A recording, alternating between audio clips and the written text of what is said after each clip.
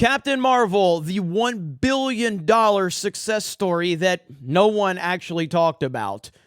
But Queen Brie Larson, she was the talk of Hollywood. She was the greatest thing ever. And Captain Marvel, even though it was strategically placed with the MCU and two of the biggest films ever made, and Captain Marvel was right in between that, Captain Marvel was a film that a lot of people claimed they went to see, and yet no one talked about. And now here we are with the death of the MCU right here in front of us, and the Marvels, the follow-up to Captain Marvel, the $1 billion movie, is tracking to be a complete and total disaster, and no one is surprised by this if you've been paying attention. Now, the social justice weirdos over on Twitter and the pronouns in bio crowd, they'll tell you how excited they are for it, but nobody's actually going to see this movie.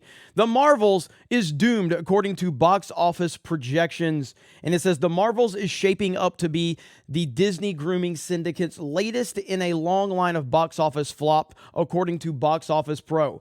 Based on a whole lot of factors, Box Office Pro predicts The Marvels will open between $50 million and $75 million domestically, and ultimately gross just $120 to $189 million. How bad is that? The Fantastic Four: Rise of the Silver Surfer bad. That's Black Adam bad. That's Eternals bad. That sucker cost $275 million to produce, which doesn't include promotional cost. Because Disney is more interested in woke propaganda than profits, the studio dumped nearly $300 million to produce The Marvels, a direct sequel to Captain Marvel, featuring one of the most unappealing, sexless, humorless, and dull superheroes since Miracle Man.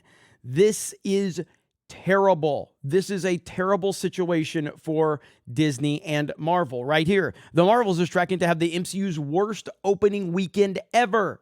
Long-range box office tracking for the Marvel suggests that the less than stellar opening for the upcoming Marvel Cinematic Universe sequel. Long-range box office tracking for the Marvel suggests not many Marvel Cinematic Universe fans are interested in watching Carol Danvers' next blockbuster feature, at least in theaters. According to Box Office Pro, the upcoming MCU sequel is currently tracking to earn between $50 million and $75 million in its opening weekend at the domestic box office. If the Marvels comes in lower, on the lower end of those predictions, the superhero movie would set an unfortunate new record for the MCU for worst opening weekend ever.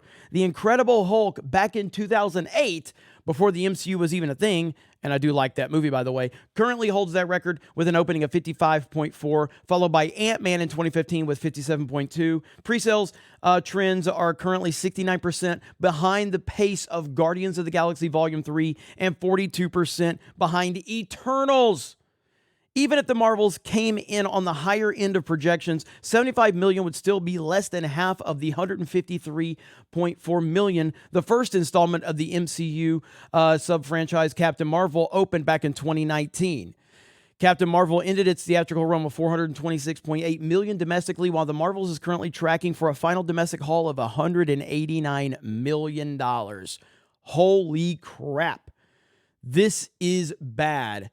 Right here again, the Marvels is the long-range tracking is $50 million to $75 million at the domestic box office. In comparison, Captain Marvel opened at $153. This is the price of social justice propaganda.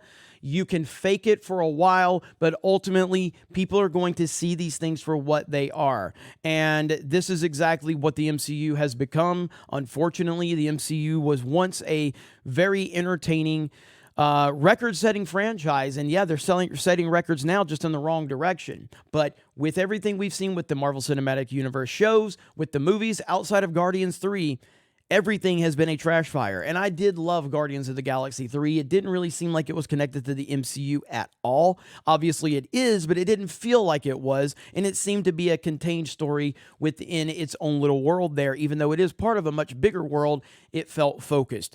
The MCU is a disaster. Everybody's been talking about this. All the fans have been talking about this, and many of us have been talking about this for a long time. And now we are finally reaching the point where the Marvels is going to expose a number that not even the biggest die-hard MCU shill is going to be able to make excuses for. You guys let me know your thoughts in the comments below. Have a great day, and we will talk to you later.